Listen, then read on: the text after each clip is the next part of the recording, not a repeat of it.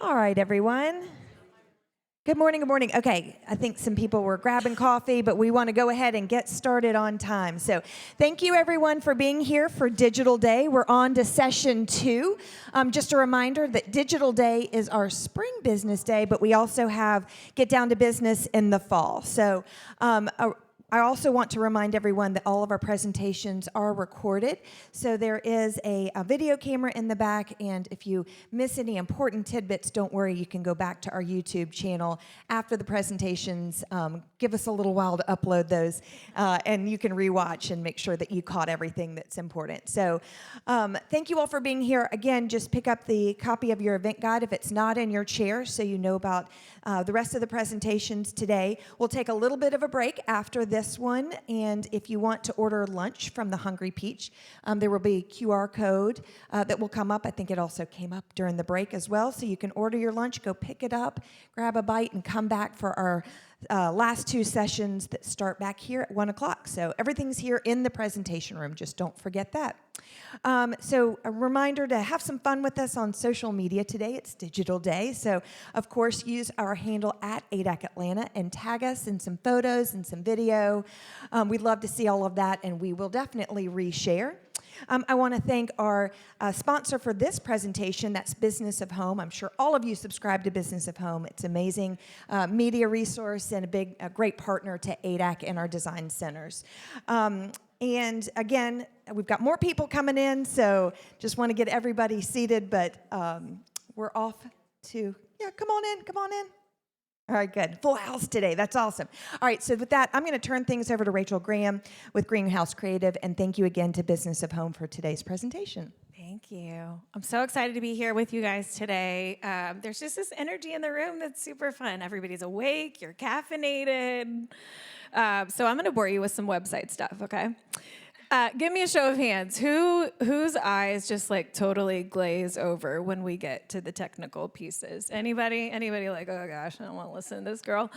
My favorite thing to do is to break down these things that make us feel overwhelmed and they sound complicated and just put it in really simple terms that you can take home and understand. Give me an hour of your afternoon, something you learned today, you can actually go implement and see a difference, right? And all those little things add up over time. So I'm going to give you some really practical stuff today that's going to help you out. So here's why we're here. Our attention spans are remarkably short in the digital age. You have about 8 seconds from the time your website page loads to capture someone's attention and get them to go read something else or look at another photo. And if we're not doing a good job of capturing their attention from the time they land on your site, you've already lost them.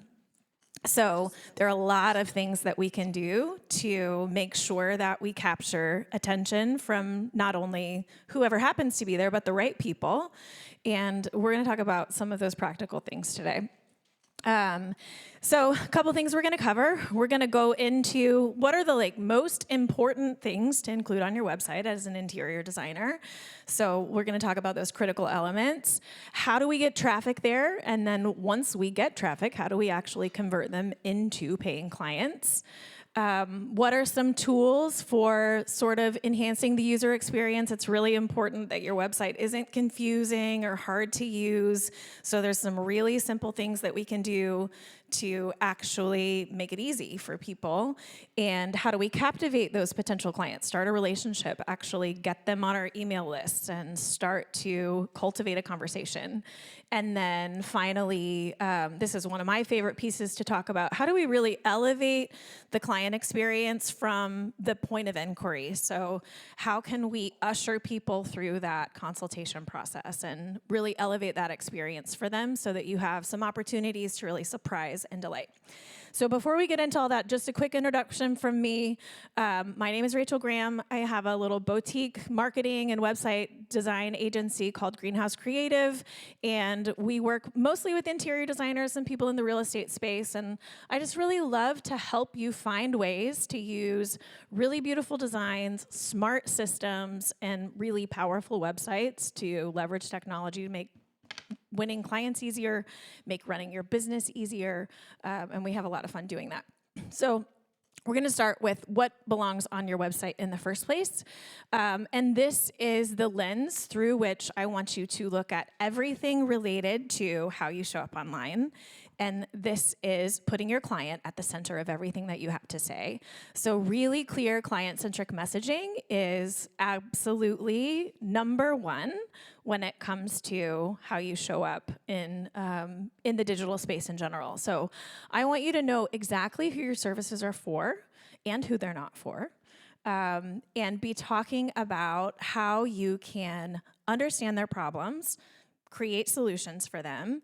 You need to really understand what they're aspiring to, what are their dreams, what is that end result that they really want to achieve, and then help them identify themselves in the way that you represent your business. So that's in everything from the words that you use to the images that you portray. You really want them to see themselves, especially their like dream self, right? The dream home, whatever the case may be. And then you're going to position yourself as the solution. So what makes you unique from your competition? You'll hear this put as the unique selling proposition, your unique value proposition. We really want you to have a way to articulate this really succinctly in a way that just anybody could understand in a couple of words. And then we want to make sure that you're talking more about your client than yourself. I see a lot of websites that read a lot more like an autobiography than positioning yourself as the solution, right? So make it about your client. It's a lot easier than talking about yourself all the time. So this is where those 8 seconds come in. On your homepage, I want you to be able to answer these 3 questions before I have to click, before I have to scroll. I want you to be able to, at a glance, answer these questions on your homepage. And we call this above the fold. Like if you think about the newspaper back in the day, right, where you fold it up and you can only see the top half, that's what we're talking about here. So what do you do? And I want you to be as specific as possible. Don't say I create beautiful spaces. What kind of beautiful spaces do you create? For what kind of people do you create beautiful spaces, right? So there's a big difference between your residential designer and your commercial designer. You're serving a different audience. You're solving a different problem. I want to be able to tell in 8 seconds what that exact specific problem is and get an idea of who it's for. And then how do I get started is usually in the form of a button. So give me a call to action. Tell me to book the call. Tell me to explore the portfolio. Whatever that next step that you want the user to take, we have to tell people what to do. And I know it can feel uncomfortable, I promise. It's just how it is. Like, consider your website visitors like your toddler. You need to give them instructions. People expect it. Like, this is what we're used to. So don't be shy and put the button right there above the fold. And then the next big piece is this is not going to be news to you. High quality visuals are absolutely critical in your industry.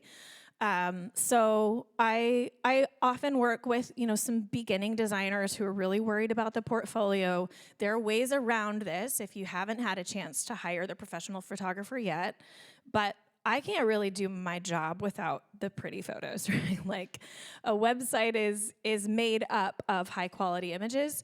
So this is really important. It's probably the first place I would recommend you invest when it comes to just getting online and having a digital presence at all. So make sure, I'm sure you're already doing this, but just in case, make sure your contract gives you permission to take the photos and use them. Make sure you specifically name your website in the contract so they know how they're going to be used in your marketing. Make sure you're communicating with the client up front what to expect, what that photo shoot is going to be like, how they're going to be used. You don't want that to be a surprise, right? So if we're doing that, and then you've also got a good long-term relationship with the photographer who's going to use the same editing style, now you have a really cohesive look across the site. These are all things that are really important. If you start with your own home, that's okay, right? I think I would rather you eliminate the portfolio and wait to have the high-quality images than just have the photos that you snapped on your phone that aren't quite there yet, right? We can go a really long way with just photos of you and telling the story of how you serve the client and using all that client-centric messaging we were talking about without necessarily have to have the portfolio. So that's step 2 for sure. But I would rather you have high quality images of yourself and that's it until you can invest in the photography of the project. Does that make sense? And then this is another big point. You don't have to show every project. I'm sure many of you know this, but don't put the photos of the projects that you hope to never book again on your website. You have my permission to take them down. There is no internet police that's gonna say, I remember this address and I don't see it represented on your, don't worry about the client to come calling. Just go ahead and omit it, okay? You have my permission slip. So we only wanna represent the work we want more of. So that's what happens with the portfolio images, and then I want pictures of your smiling face on the website. So we have to remember people hire people. They want a relationship. They want to make a connection with you. And if all they see are living rooms, you're probably not the one they're gonna call, right? I want you to tell a little bit of your story, show some of your personality. So this is an opportunity to give them just a little taste of what it might be like to work with you. It's a lot easier than just hiding behind your laptop or having these anonymous phone calls. So I want you to show up as uncomfortable as it may be. And one other place that is really fun to just sort of elevate the look, make it look super custom, is in using some custom iconography and illustration. So if you have the ability to invest in a custom website, this is where we can have a lot of fun with the design. This may be little illustrations that kind of go along with your logo. This may be replacing bullet points with something more interesting. But these are ways that we can kind of use imagery to guide the user's eye down the page. We all kind of read left to right and up, from top to bottom. So there are little tricks that we can use to help them, read the important information. And doing that with custom iconography and illustrations is one of my favorite ways to do it. So here's just a couple of best practices when it comes to images. I would rather you have little pieces of your portfolio on every page of your website sprinkled all throughout than sort of segregating them all to one portfolio. I want every page I land on to showcase the work that you do. And it kind of works like subliminal messaging, but those images are going to make their mark with your website visitors. And it also showcases your work without asking them to take any actions, right? So if we put everything in the portfolio, now I'm asking the user to go click the menu item and click through the photos. Unfortunately, for our human brains in this age, that's a lot of work. So if they're just in the places I already am, you're gonna get a lot more eyeballs on those photos. I want you to use them to break up the text. I do not want to see a wall of text on your on any page, really. My rule of thumb when I'm building websites for a client, I don't ever write a paragraph that's more than 4 lines. No sentence is longer than 15 words. I want it to be written for skimmers, and we want to have lots of white space and lots of photos. So don't make me read a book, because I won't. And then you probably are well aware of this, and it's definitely important in your industry. I want you to use original photos over stock imagery as much as possible. If you need, if you're just getting started and you need to use some stock images of a laptop screen or, a landscape, something along those lines, just to add some color, I think that is okay. I would really avoid using photos of anyone else's work. You would be much better off to just start really, really simple and let it grow over time. So essential content, so these are like critical pages that you've got to have. Your services page is really kind of the sales page for your services.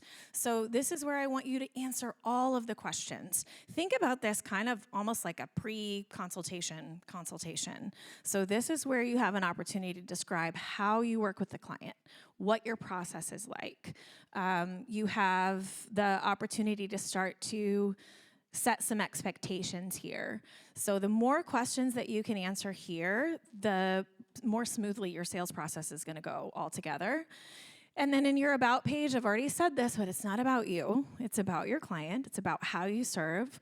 It is nice to kind of introduce why. So you can tell a little bit of the backstory behind why you started the business, why you're passionate about serving the client, but please don't tell me your life story. They don't care. They just don't. So you can, we humans like to talk about ourselves more than anybody else.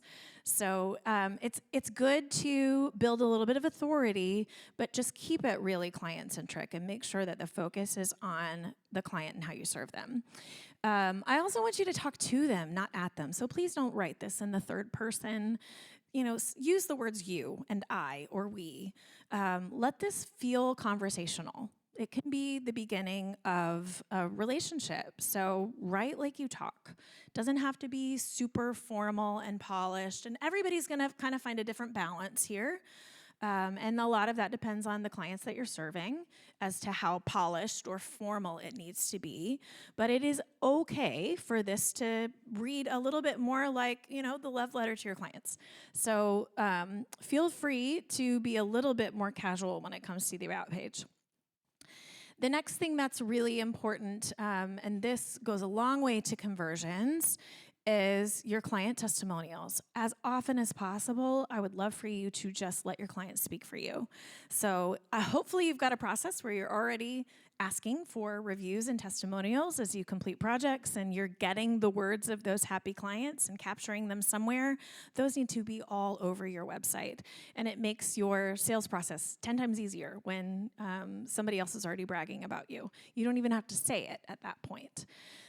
So you can feature those in the testimonial or in the portfolio. You can feature them through all these other pages. I would just sort of sprinkle them throughout, just like you're going to do with your images from the portfolio.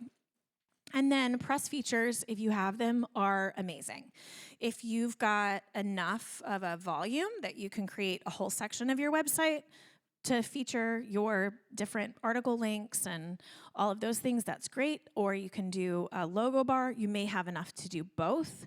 And if you know what I mean by the logo bar, you'll see this. There's like a big solid color section oftentimes, and then you'll see the logos from the different media placements that you've got. That's a great way to just build credibility.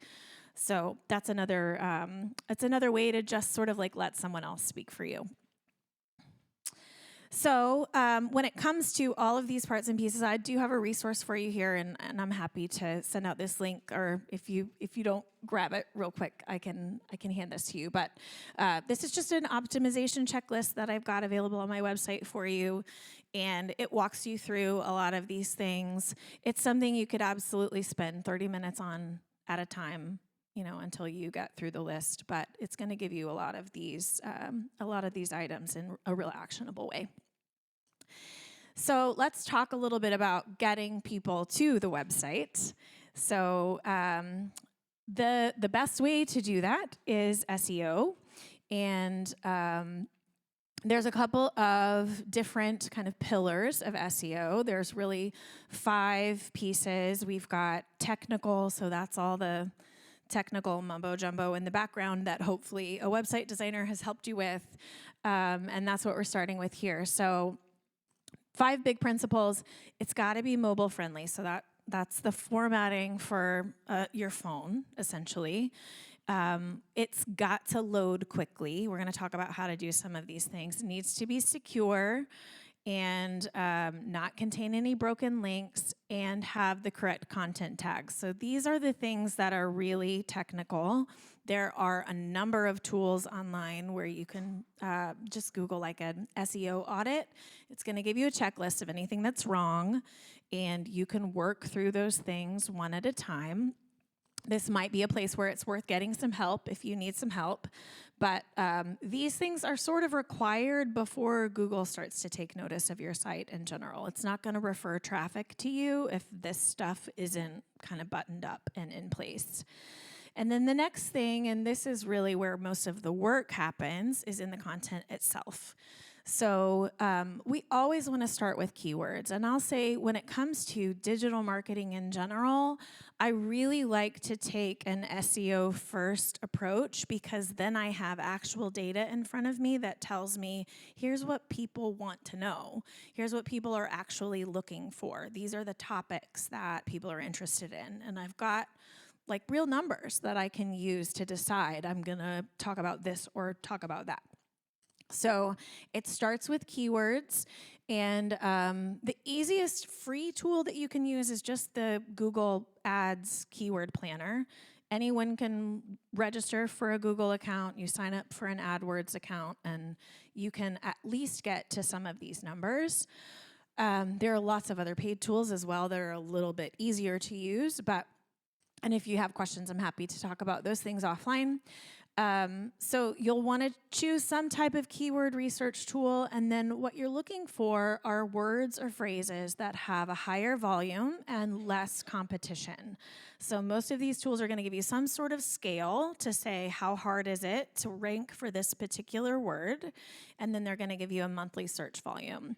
So you're looking for the sweet spot where a lot of people are looking for it, but you still have some possibility of ranking. It's going to be really hard to compete with Architectural Digest, right? So we don't even want to try. You're going to waste your efforts if you do that.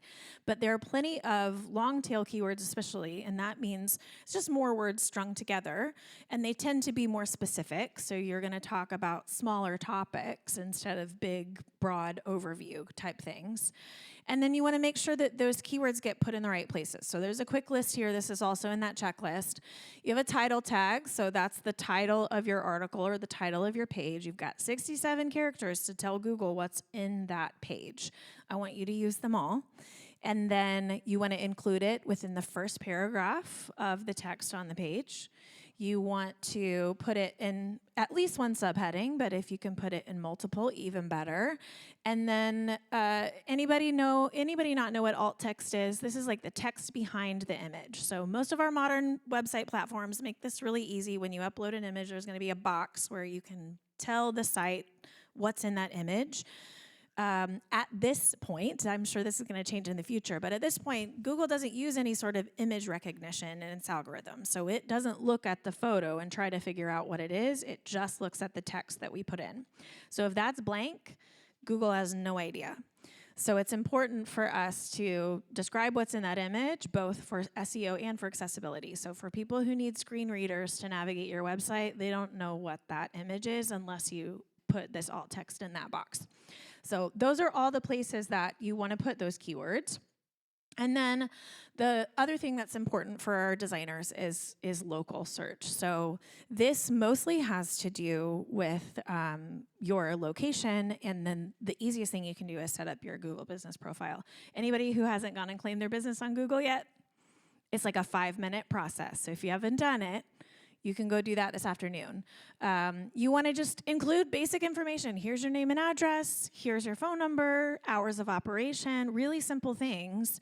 But for anybody who's searching for, designers in my city, designers near me, those things, you're going to have this in place in order to show up. So that's step one. And then the other piece of this that's really important is making sure your name, address, and phone number are identical to the character. Every place that it's listed. If you have a Yelp listing, a Houzz listing, any of these places where you have some sort of listing in a directory, you want to make sure that character for character, your name, address, and phone number are exactly the same as what's in your Google business profile. Also make sure that's on your contact page, also in the footer of your website. So don't spell out street in some places and put ST period in others. It needs to be identical character for character. That's an exercise that your assistant can do in an afternoon, and it's going to make a difference for you. So the other thing that can be helpful is embedding your Google map on the contact page as well. Sometimes people have multiple locations. If you do, it's okay to create a separate page for each location so that you can kind of meet those address requirements. And let's see what else. Include the location in the title tag for your homepage. So if you've got characters left, when you have your homepage, put your city and state in that title tag. So that's what pops up in the tab description. If I'm making sense. So in the browser, you have the title that's displayed on the page. You also have a title tag that the browser is going to read that's up there in the tab. So if you don't know where to put this, just Google it or look in your help articles for your website platform. It's a little bit different for each one. Let's see. And then when you kind of have those basics in place, you can then get into doing some content marketing. So blogging is my favorite version of marketing because then I have a lot of words to pull from, and those can become social posts and all of the other things. So this is the best way to drive organic traffic. And I really like, when I work with a client, I really like to help them exhaust their organic options before they start to pay for advertising, because there's a lot of things that we can do here that aren't going to cost them any money. So this is all just about creating valuable content, answering the questions that your clients are already asking, giving some of the high-level advice that you would give to anyone. And that's where we begin to nurture some of those people. So again, you want to start with keyword research. Don't write about topics that nobody cares to read about. Make sure that you actually have a reason to believe that somebody's looking for that information. And then you can repurpose that content for all of your additional channels. There's one other place you need to put those keywords when it comes to your blog, and that's going to be in what's called your URL slug. So if you've got your domain name .com/ whatever comes next, you can just put the whole keyword string right there. So here are just some ideas on blog topics that interior designers could pull from. So FAQs, style advice, product reviews, design trends. You can talk about your process and specifically how you interact with a client, how you go about doing some of that problem solving, some of the project planning and budgeting pieces. So, maybe you can talk about how to guide somebody through determining how to allocate their budget. And then project features are great too. I love to do case studies, tell the story of the project, tell the story about the client themselves. Maybe they've got a family and they've got to reorient the space to make it work. Those kinds of things can really resonate, and you're going to hit on some keywords as well. When it comes to conversions, email marketing is my favorite. And that's largely because it has just about the highest ROI of any marketing option that exists. So I think the statistics say something like for about every $1 spent, you can make $43 back when it comes to email marketing. When you pair this with blogging, it's really easy because you can use those exact same words, that exact same content, and send it out to a list of subscribers that already said, I would like to hear what you have to say. So in this case, what I will typically do with the client is we create some type of free resource. I'm sure all of you have seen this online, where you download the PDF, or you get access to a special video training. Maybe it's a discount code, lots of different ways that you can do this. But you get that free resource in exchange for your contact information. And then that would go into your email marketing platform, where now you've got a list of captivated potential clients that you can be nurturing over time.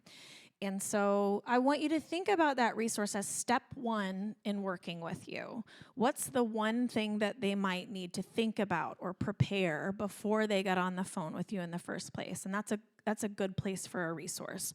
So it could be some sort of planning document, or maybe you work them through some type of budget worksheet. And there's a lot of ways that you can do this. It all really depends on who you're serving. But if you can just take off like a little bite-sized piece that can be really valuable for them, that can prepare them for that initial consultation, that's a great option for a lead magnet or a free resource. And then what I want you to do is follow up with an automated sequence of emails. So you're going to introduce yourself, you're going to talk about how you serve the client, and over maybe 4 to 5 emails, you begin to build that relationship, and then over time, you're just sending them emails once a month, once a week, whatever you have the capacity to do. Here's some ideas for lead magnets that you could use. A services guide is great, so that's going to pull in the clients that are closest to the sale. Like, they already know they want to work with a designer. They're really curious about yours, so that's a great way to just spell out your process. Maybe you've got some information about the investment that's involved. A lookbook or like a catalog, some sort of project feature can be really fun. DIY tips and tricks that may not work for every designer, but for some it does. A mini course on, there's a million topics, ways that you could plan your space or how to pare down, some of those kinds of things. Color palettes are fun, checklists. Quizzes and questionnaires can be really fun to help you learn who's already in your audience, so you can sort of segment people based on what they're interested in, where they are, where they need help. And then here is just kind of a sample of what a welcome series might look like. So these are those automated emails that would come on the back side of that resource. Email 1 would just be delivering that resource and kind of an introduction to you and the business. Then you can maybe showcase some past clients, tell the story of the project and show those photos off. A next one, let's say 10 things to consider when you're remodeling your kitchen, something along those lines. And then you just offer valuable advice. You can tell a more detailed client success story in the next one. And then I always like the last email in the sequence to sort of communicate what to expect next. Here's how often you're going to hear from me. Here's how you can work with us if you're interested, that kind of thing. And then I already mentioned this, but just regularly emailing your list. Now you're building a conversation. Now you are nurturing that relationship on an ongoing basis. So you can send out those blog posts that you're writing or let people know when you have been featured in the press. Occasionally, you can announce openings on your project schedule. Send a couple of sales emails. So this is a great way to just stay top of mind. And the next time that some neighbor has asked, like, who did you use? Well, you're the first person they think of. And then the last piece of conversions is we really do have to tell our website visitors what to do. We have to call them to action. So you want to guide them through a strategic customer journey. It's helpful to think about exactly what do I want to happen on this page when somebody lands here, and if they do exactly what I want them to do, what am I asking them to do? So for many of you, that may be book a consultation call, that may be fill out an inquiry form, but we really do have to spell it out. People will not guess. And then there's a few web design best practices that can help with conversions too. So I want you to use really, really clear labels. Some people get a little too clever with this on their websites, and they'll say, get your dream. Well, that doesn't really tell me what's going to happen next. I want you to be remarkably clear. Download the PDF. Schedule the call. There should be no surprises in where I land next when I click that button. And it's helpful to make sure it really stands out. You guys understand contrast really well. Nobody's going to click a green button on a green background. So make sure that it stands out. You want to really have as much contrast as you can. And then it's important to just sort of follow the flow. People read in what's called an F pattern. So they read everything across the top, and then maybe halfway through somewhere in the middle, and then everything else sort of happens on the left. So it's helpful to know that in the placement of the most important things on the page. So let's talk about user experience just a little bit. And this is one of those things that can we don't know. And I have seen a lot of websites that are works of art and they're very beautiful and they don't work and they don't make anybody any money. So that's what I want you to avoid here. Keep your menus really, really simple. So I like to limit that top navigation to no more than 6 links. After that, I'm confused. I don't know where to click. I'm just going to leave. So, that's a good rule of thumb. For some people, it might make sense to do what's called a mega menu. So, you only see the 6 at the top, but then you click one and you get some subcategories. I'm sure you've all seen that. Think about Amazon, right? It's really popular in e-commerce. If you just have that much value to give on your site, that may be an appropriate solution. But for most of us, we can do the About page and the Services page and the Portfolio and Contact, and we're done. Okay?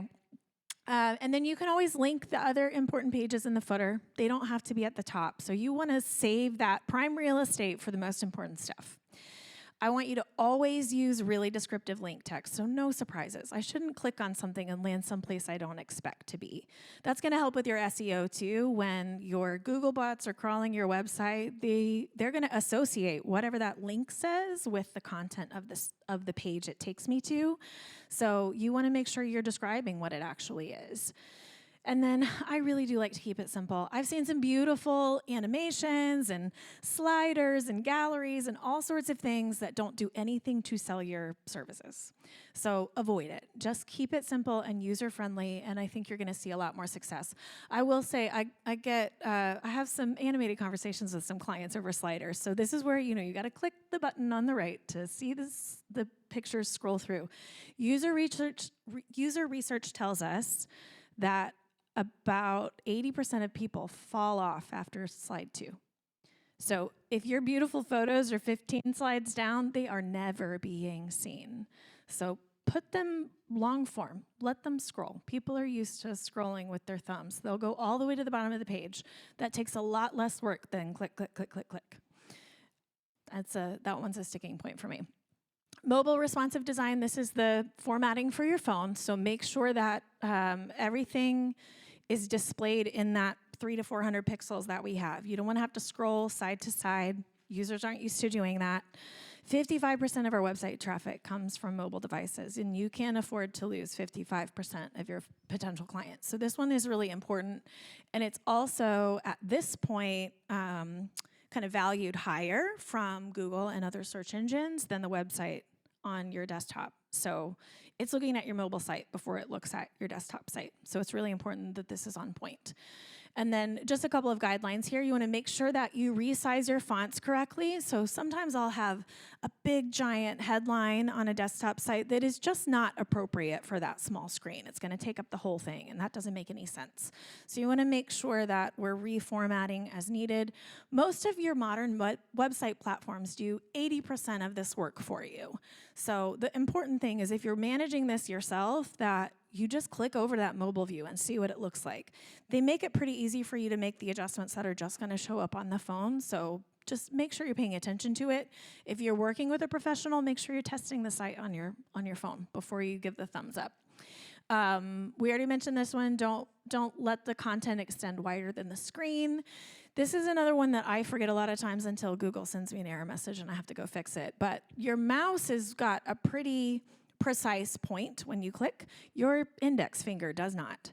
So on your phone, all of the elements that I need to be able to click have to be spaced out enough that I don't accidentally click the wrong thing. That one's really important for search engines as well. Oftentimes we have these big, wide, full screen images, and you guys are the worst offenders when it comes to images on the page. We gotta shrink those down for your phone. So the easiest thing to do is have one image display on the desktop, one image display on the mobile device. And like I said, our modern platforms make this pretty easy, as long as we remember to do it. And then finally, check the order of your page content. Most of the time, things are going to go from displaying side by side to up and down. You want to make sure that that sequence makes sense. So again, pull it up on your phone, navigate through the entire site, just double check things and make sure that it displays the way you want it to. And then speed is the other thing that is really important when it comes to conversions. People are probably going to click off if it doesn't load all the way. I think I've got a stat in here. Almost 40% of users leave websites that take longer than 5 seconds to load. And the average load time of websites that rank on Google's first page, so top 10 results, 1.65 seconds. You don't have a lot of time. So the best thing that you can do to influence this is when you get those big, beautiful, high-res photos from your photographer, resize them before you upload them to your website. Do not upload a photo that is 4,000, 6,000 pixels wide. You need to resize it down for screens before you do. You're asking the browser to do a lot of work if it has to do that work for you. And then if you can, compress them before you upload them to the website. So there's a lot of free tools online that'll allow you to just upload the photo and download it back, but it's going to be a much smaller photo size. And then quality hosting is the other thing that you actually can control here. So if you're using a platform like Squarespace or Wix, then they handle this for you. You don't really have a lot of control. If you're a WordPress person, then you get to choose your hosting. Make sure that you're not skimping here, because that is probably the single most important factor in speed. And then finally, we're going to talk about client experience. So this is where I really like to just make sure clients feel that warm welcome, they're well taken care of, they're going to feel like the experience is really elevated from the very first time that they inquire with you. We start by doing a really intentional inquiry form. So you can figure out what makes the most sense for you, kind of depending on, do you need more leads, do you need fewer leads? And everybody's going to be in a different place. If you need more leads, then I would recommend you keep this pretty wide open. Keep it very simple. Get only the minimum necessary information you need to know if you want to take on a project. If you're trying to dial it back, we want to increase the friction a little bit and make sure that you're getting the information you need to decide if you want to spend some time with somebody or not. So think about the questions that you're asking in your intake forms. Is the project scope aligned with the services that you offer? Does the client have a budget that's even remotely feasible? Is the timeline realistic? Like, do you even have an opening in your schedule that you can handle this client? And then I want you to actually read those answers and decide, is it worth the 30 minutes I might spend on the phone with this person? Or should I send them my decline email template? Because you have one of those, right? Where you say, thanks for inquiring, but I don't think I can take on your project at this time.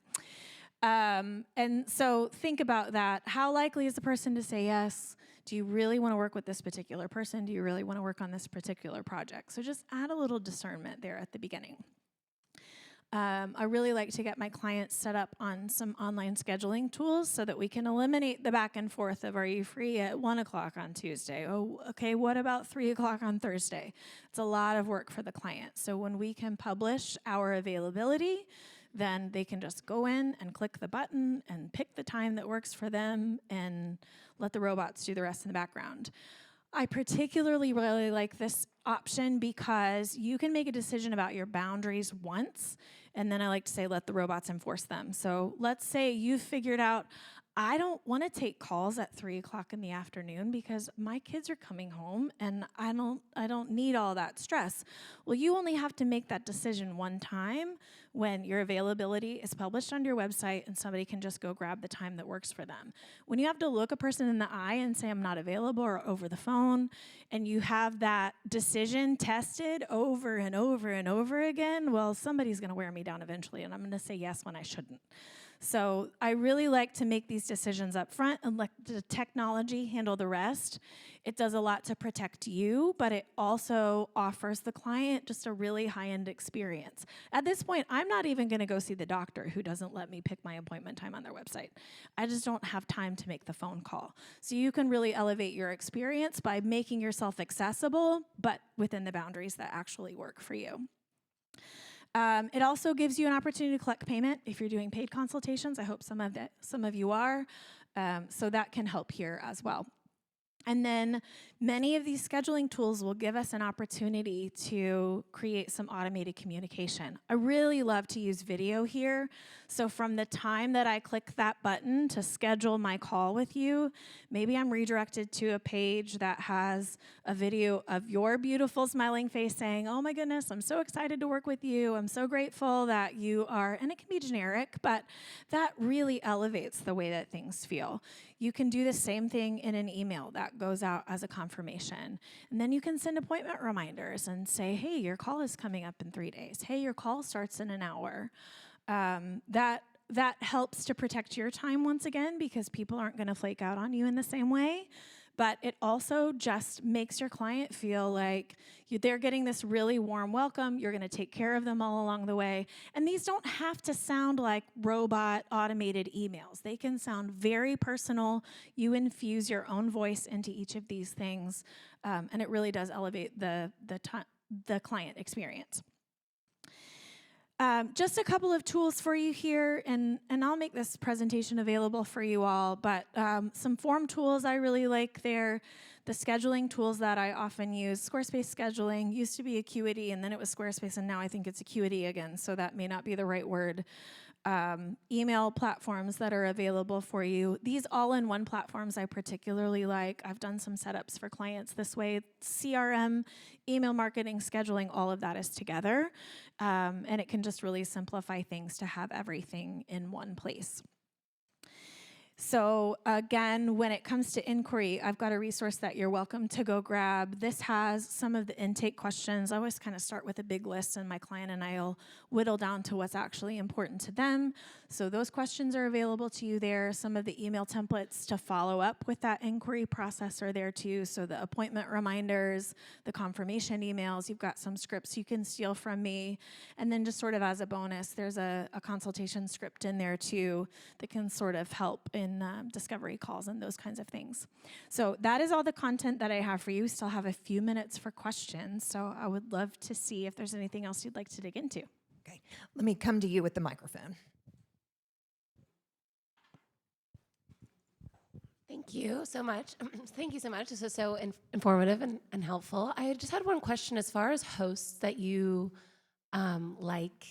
You know, our website's on WordPress, and we had some issues with our hosts. We switched it. I just don't know if it's still up to speed. Who are you with now? I actually don't even You know. don't know? Okay. Our guy switched it for us, but So my answer would depend on your level of technical comfort. okay. If for average users, WP Engine is my favorite. It's about $350 a year. They keep changing their pricing, but Okay. in the grand scheme of things, not a huge investment. Significantly more than some other platforms might be, but for Okay. the most part, one of the top performers in terms of speed, pretty easy to use user interface. So that's usually my go-to. If you've got a really solid technical person, I have some other recommendations, but they require a little more of a developer kind of skill set. Okay. Yeah. Very helpful. Thank you. Sure.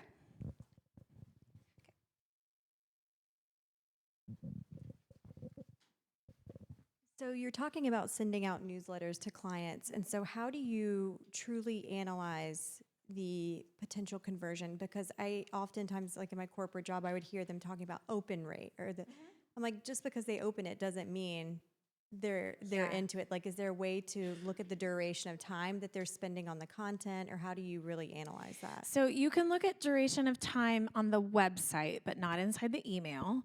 As far as analytics are concerned, I do like to look at open rates. That tells me, do people even care to read what I'm creating?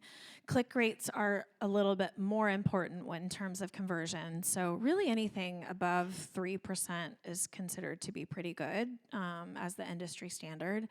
But then depending on what kind of systems you have set up, you can, in certain platforms at least, you can tag those clicks. So Susie clicks your link. Now we know Susie at least landed on the form to schedule the consultation call. I have a Zapier Zap set up that sends me a chat that says somebody clicked on my link, and then I'll go follow up with them personally. So it's those kinds of things that it's hard to track end-to-end a conversion, right? People have to see your stuff 11 times before they take action. But there are these little, seeds that we can follow. And then at some point, at least in businesses like ours that are one-to-one services where you're dealing one-on-one with someone, at some point you have to step in, right? But all these things can really help. Does that answer your question? Okay. Yeah. Yeah. Oh, there's one over here too. Hi, thank you.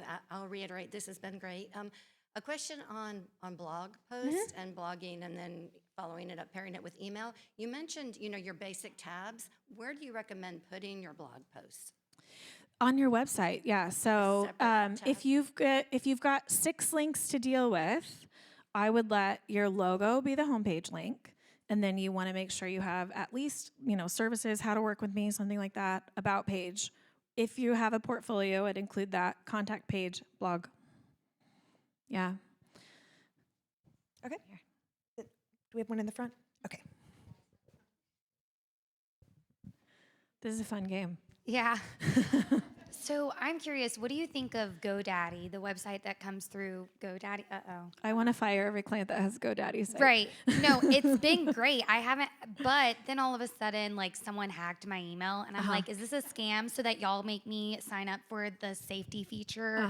And it is. I mean, it's hard Okay. to say, but Yeah. did you use the GoDaddy builder, or you just have your hosting through GoDaddy? I had my hosting, but I bought my email and everything through it. But it was Yeah. years ago, and then all of a sudden, I just started having someone sent 19,000 emails from your email. Well, I'm not going to trash talk GoDaddy, but I will say if a client comes to me with a GoDaddy site, the first thing I'm going to do is move them. So I would look at Why is that though? Well, part of it is just the quality of the hosting. So they have what's called a shared hosting, which means one server might be shared by 500 different users. Everybody's traffic is going to impact that resource. So, Yeah. you've got another site on the same server that your site's on, and they get some big hit, it's going to impact you, and it has nothing to do with you. That's true of a lot of hosts, but they're particularly bad offenders. So I definitely look at spending a little bit more for a higher quality host. Okay. Yeah. Sounds good. Thank you. WP Engine is my favorite if you don't have like a great technical person. WP Engine. Yeah. Is there one over here? I really enjoyed this presentation. Thank It was you. so good. No, I You hit on you a with lo- a fire hose of stuff. Yes, yes. So my question is, what do you think about Show It websites? Have you ever dealt with them before? I have. Show It is beautiful. They're a great platform if you like tinkering with the design yourself, for sure. They use some WordPress backend stuff, so it's a good choice. It has some downside just because there are some pieces you control less, but there's nothing wrong with it. If you like it, do it. Yeah. Okay, coming to you. That's all right. Oh, okay. Yeah. What's a range or an average cost for someone to build your website, number one, and then two, manage your website? Yeah, well, there's a tough question. So how about I'll just tell you what I do. But let me preface it by saying I build really custom sites that have a ton of functionality. So you can definitely get a website for less than what it would cost to do it with me. But I would say on average, clients are going to spend $10,000 to $15,000 to get things all in place to get stood up. But it's going to vary by client. It's all going to be dependent on specifically what your needs are. And then my agency does a quick like $250 a month for all your content edits. So we're going to manage the technical pieces, but then when you take photos of a new project, you email them to us and we take care of the rest. So we don't build new stuff for that price, but we do maintain and update what you already have. So if you're spending less than that, you're probably not maximizing what you could get out of the resource. You might have a pretty brochure. Yeah. How many years can you keep a website until it really needs to be updated? Because technology moves so fast. You're not gonna like my answer. I know, I know. Yeah, so I would say if it's stagnant, 3 years max. Like after that, it's just out of date. What I really want you to be doing is updating it at least once a month. I want you to at least be posting a blog, at least updating, adding a new team member, new project, something, adding testimonials, the new website article that you landed, whatever the case may be. It needs to be ongoing. Yeah. In your spare time. Yeah. Any more questions? Anybody else? Those were all great questions. We sure? Okay. We're getting hungry. Yeah. All right. Thank you so much, Rachel. Thank you. I will say, feel free to email or shoot me a note on Instagram. I really do like talking to people about this stuff because I get kind of nerdy about it. So I'm happy to answer questions. All right, great. Thank you. And thank you to Business of Home.